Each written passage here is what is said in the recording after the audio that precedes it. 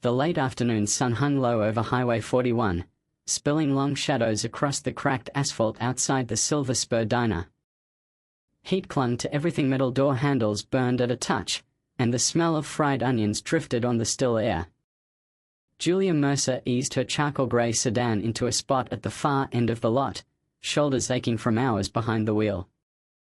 In the passenger seat sat a worn leather satchel filled with documents she needed to sign before starting her new job tomorrow.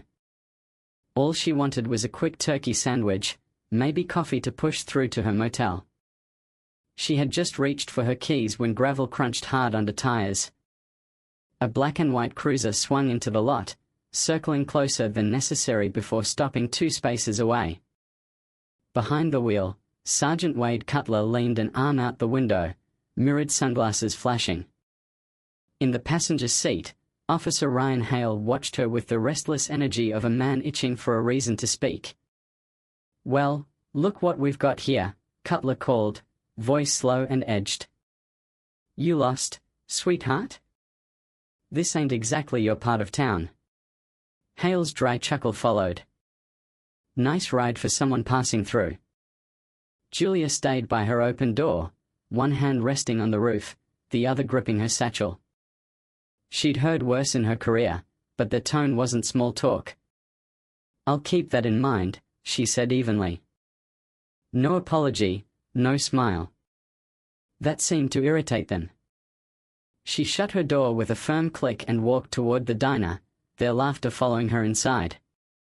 Cool air wrapped around her, but the stares from a few patrons were just as warm as the parking lot sun. The waitress, Gloria, slid her coffee over without asking. Julia kept her answers brief, her eyes occasionally flicking to the window, where the cruiser still sat like a sentinel. Minutes later, the door jingled. Heavy boots crossed the linoleum. Cutler and Hale had come in, choosing a booth close enough to be felt but not heard. Their pointed laughter carried anyway. Julia finished her meal without looking at them, left cash under the plate, and walked out. The cruiser was gone, but fresh tire marks near her car spoke for themselves. She drove away, her grip on the wheel tighter than before. Tomorrow, she wouldn't be just another stranger in town. Morning came clear and sharp. In the squad room, the mayor introduced her as the new chief of police for the city. The room shifted, murmurs died, and all eyes turned to her. Cutler leaned against the wall, arms folded. Hale thumbed a notepad but wasn't writing. Julia's voice was steady as she spoke about respect and accountability, pausing just long enough to meet their eyes. Later, in a smaller meeting, she addressed them directly about the diner. That wasn't casual conversation, she told them. It was calculated. It won't happen again. Cutler's expression didn't change, but Hale's gaze dropped to the table.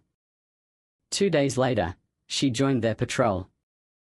She watched Cutler's clipped tone with certain residents, Hale's occasional attempts to soften it.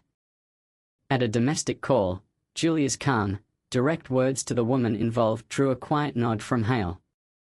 Tension boiled over when Cutler stormed into her office. He accused her of shadowing him, hunting for mistakes. "If I were hunting," Julia said, "I'd have pulled the trigger already. I'm here to set a standard." His warning was clear: keep pushing, and she'd find out how hard her job could get. Hers was just as clear: adapt, or be replaced. The radio cut their standoff short, shots fired at the old train yard. They rolled out fast. 2 suspects fled into the maze of rusting freight cars.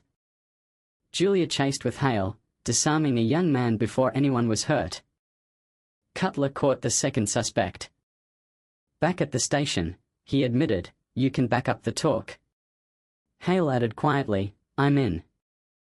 Whatever you're building here, I'll do my part." The next morning, Julia addressed the department again. She spoke of the week's events, the train yard, and how professionalism isn't just for high-risk call sits in every word spoken to the public. She announced new community engagement protocols. There was resistance in a few folded arms, but the mood had shifted. As officers filed out, Cutler paused. Respect's a habit, he said. She met his gaze. And you've got the skill to make it one. His nod was small but real. Hale's was more certain. From her office window, Julia watched them head to their cruiser, their conversation calm. It wasn't victory, just the first sign the battle might be worth fighting. She knew respect wasn't earned by the badge alone, but by how you treated people when you thought no one was watching. And in this town, someone always was.